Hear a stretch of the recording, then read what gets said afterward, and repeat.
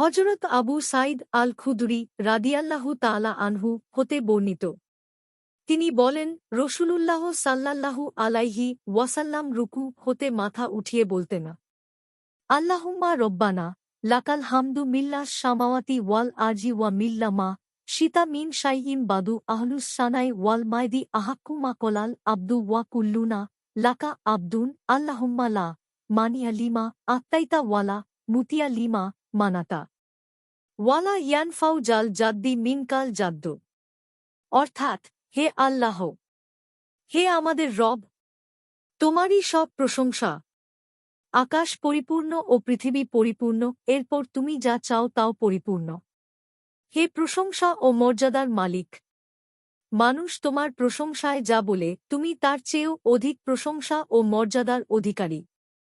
আমরা সকলেই তোমার গোলাম।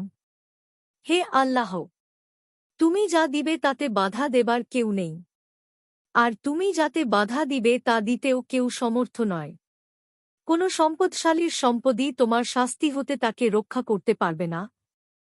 মুসলিম 477, আবু দাউদ 847, নাসাই 1008টি, আহমদ 11828, সহিহ ইবনু হিব্বান 1905, ইরওয়া 346, মিশকাতুল মাশাবিহ 876। হাদিসের মান সহিহ।